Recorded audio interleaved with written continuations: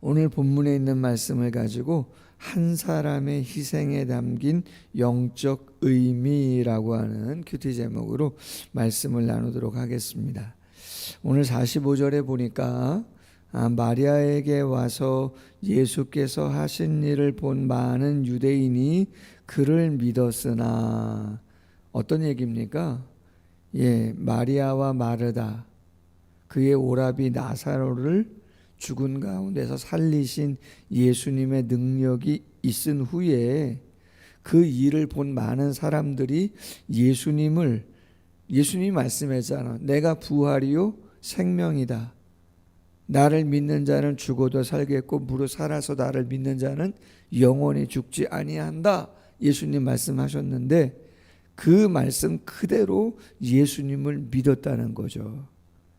근데 참 재밌다고 표현하기가 그렇지만 46절 이하에 보면 그 중에 어떤 자는 바리새인들에게 가서 예수께서 하신 일을 알리니라. 어떤 의미냐?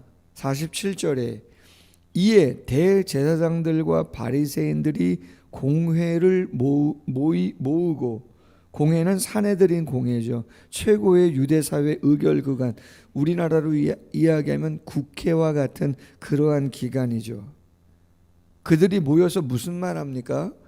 이 사람들이 많은 표적을 행하니 우리가 어떻게 하겠느냐. 만일 그를 이대로 두면 모든 사람이 그를 믿을 것이요, 메시아로 그리스도로 믿을 것이라는 거죠. 뭐가 잘못된 겁니까? 믿으면 되는 거죠. 그렇게 그리스도를 갈망하고 메시아를 갈망했으면, 그가 왔으면 그를 인정하면 되는 것인데 뭐가 문제라는 것입니까? 두 가지죠. 장로들의 유전 미시나를 통해서 예수의 가르침이 잘못됐다고 이야기한 자가 누굽니까? 자신들이죠. 또 하나, 예수님이 메시아 그리스도면 자신들이 가지고 있는 기득권을 어떻게 해야 되겠어요? 내려놔야 되는 거죠. 누구를 따라가야 돼요? 예수님의 말씀을 따라야 되죠. 그분이 어떤 말씀을 하실 줄 알고, 자기들이 이야기했던 것이 잘못됐다고 이야기했던 예수님의 가르침이 있는데 그분의 가르침을 따르기가 싫은 것이죠. 자신들이 누리고 있는 것이 있는데. 세 번째는 뭡니까? 48절 중반절에 로마인들이 와서 우리 땅과 민족을 빼앗아 가리라. 자신들의 생각입니다. 정치적으로, 경제적으로, 군사적으로 생각하는 것이죠. 식민지인데 반란이 일어났다 생각하지 않겠냐.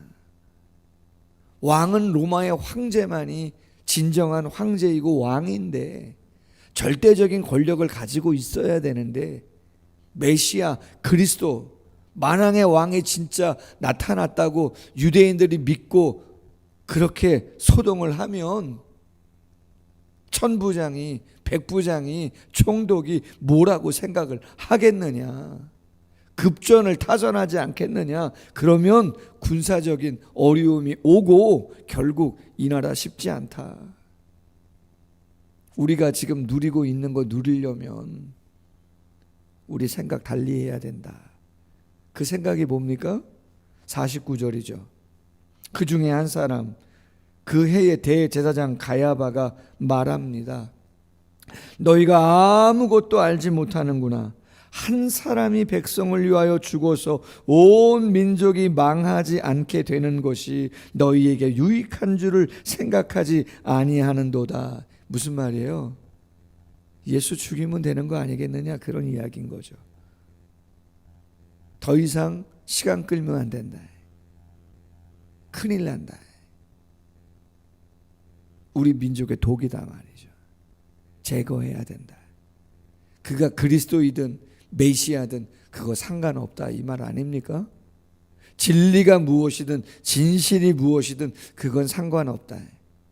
지금 우리가 누리고 있는 기득권, 우리가 가르치고 생각하고 있는 그 사고, 그거 지키고 가려면 이 사람 제거해야 된다.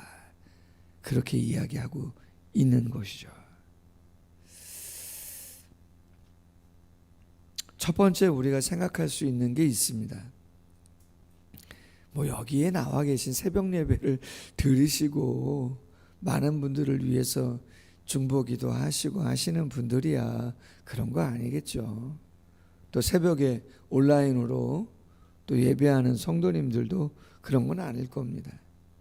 그러나 가끔은 우리의 일상에 오늘 본문의 말씀을 한번 적용해 본다면 우리가 완전하지 않기 때문에 가끔은 그런 생각을 할 수도 있다는 거예요. 어떤 거예요? 진리가 분명합니다. 삶을 살아가다가 분명히 진실이 있습니다. 그런데 가끔은 우리가 그 진리를 따르는 데 있어서 갈등이 있을 수가 있다는 거죠. 우리가 잘 알잖아요. 순종이라고 하는 것은 100%야지 순종이지 90%나 95%도 순종은 아니에요. 근데 중요한 건 뭐냐면 그 5%나 10%를 왜 순종 못하느냐? 그럼 왜 90%, 55%를 순종할 수 있느냐? 그것은 마지막 5%나 마지막 10%가 직접적으로 우리의 생활에 영향을 주기 때문에 그렇습니다. 90% 순종하고 95% 순종해도 내 생각을 바꾸거나 내 삶의 패턴을 바꾸거나 어떤 모임의 성격을 바꾸거나 뭔가 나에게 직접적인 영향은 오지 않아요. 그건 얼마든지 동조할 수 있습니다. 얼마든지 그렇다고 할 수 있고 막 박수 친다는 거죠.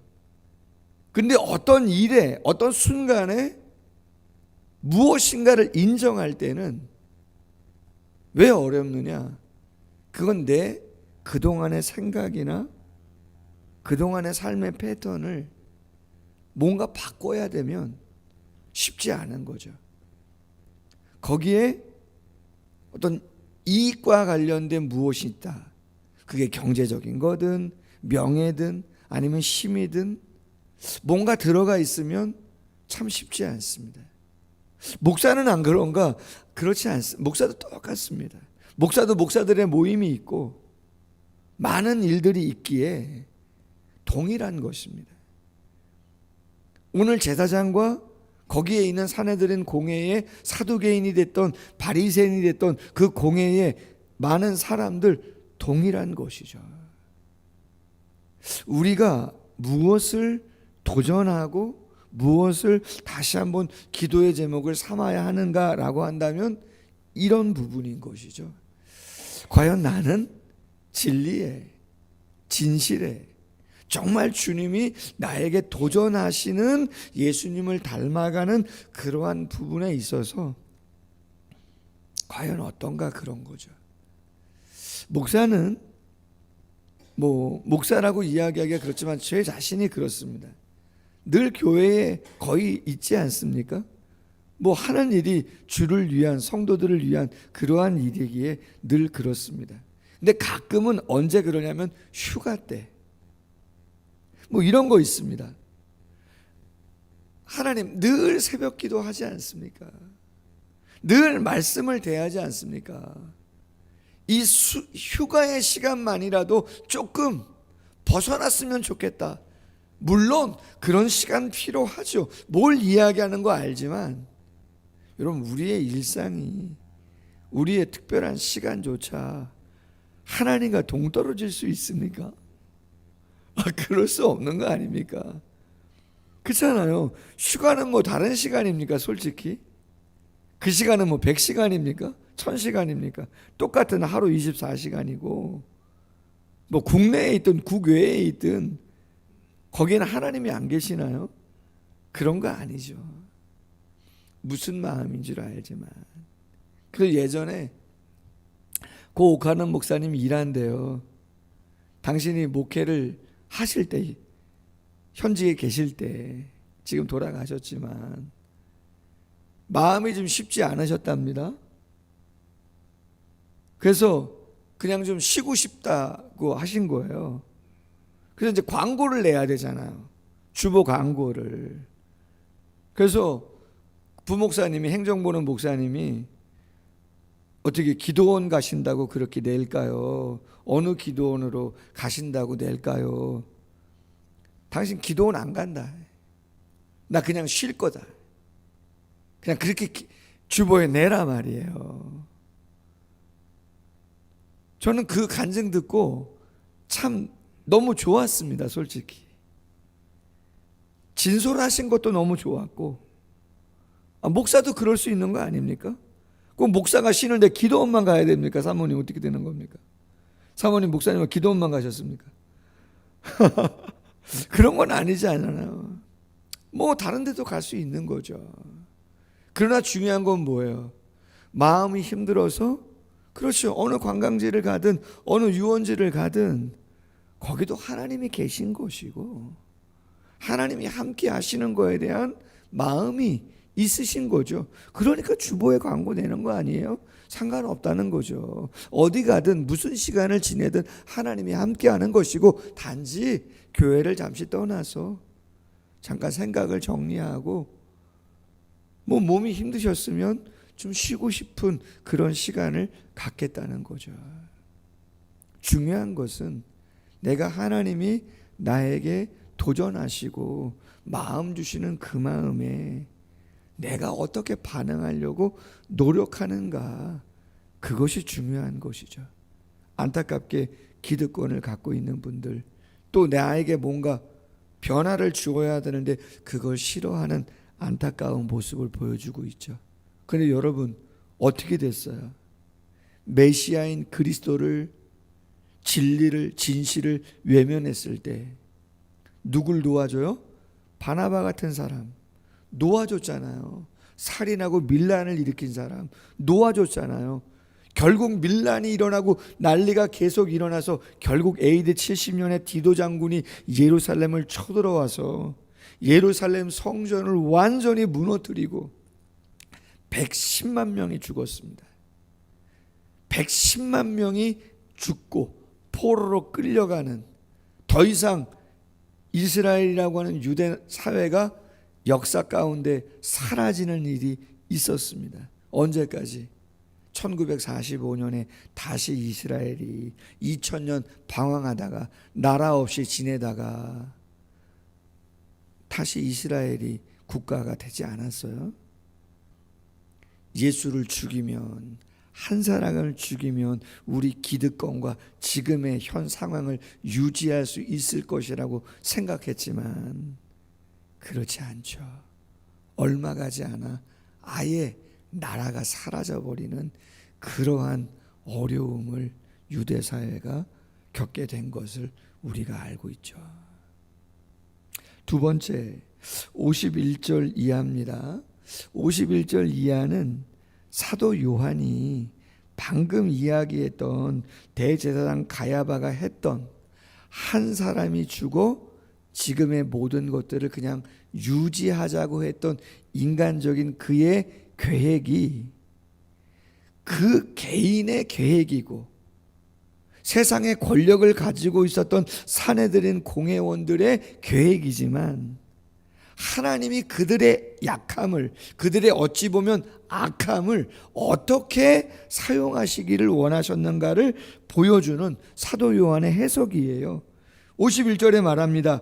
이 말은 스스로 함이 아니요, 그 개인의 생각으로 그치는 게 아니고 그걸 하나님이 어떻게 사용하셨느냐, 그 해의 대제사장이므로 예수께서 그 민족을 위하시고, 예수께서 그 민족을 위하시고 그 민족만 위할 뿐 아니라 흩어진 하나님의 자녀를 모아 하나가 되기 하기 위하여 죽으실 것을 미리 말함이러라. 아멘.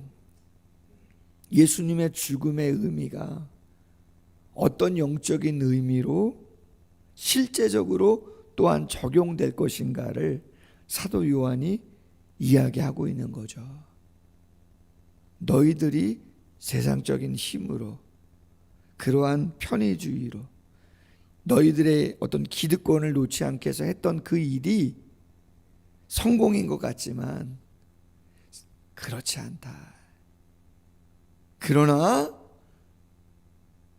영적으로는 정말 하나님이 하시려고 하시는, 예수님이 이 땅에 오신 진정한 대속의 죽음을 통해서 온 인류를 구원하시려고 하는 그 구속은 온전히 이루어 드리는 일이 되는 것이다. 할렐루야. 놀랍지 않습니까? 악인데, 근데 그 악을 또 하나님이 놀랍게 선으로 바꾸시죠. 애굽의 바로 왕도 그랬습니다. 고레스 왕도 그랬습니다. 에스더도 그랬습니다. 가룟 유다도 그랬습니다. 그런 장면들이 많이 나오잖아요. 어찌 보면 악을 행하는 건데, 강팍한 마음인데, 그 강팍한 마음을 하나님의 선으로 바꾸시는, 고레스라든가 에스더 같은 사람들은 아니에요. 역사 가운데 흘러가는 시간이지만 하나님이 그 때를 위하여 에스더를 왕으로 세우시고 바사와 메대의 왕으로 고레스를 세우셔서 바벨론 포로 생활하는 유대인들을 70년이 차게 하심으로 다시 귀환하게 하셔서 예언의 말씀을 이루게 하시는 그러한 놀라운 역사들을 이루시더라는 것이죠. 그래서 여러분, 결론이 뭡니까? 성령께서 진리로 우리에게 도전하실 때 그 마지막 5%, 10% 정말 내가 뭔가 변화를 시키고 내 기득권을 좀 내려놓거나 뭔가 삶의 변화를 주어야 하는 그러한 도전이 있다면 그 진리를 믿으세요. 할렐루야.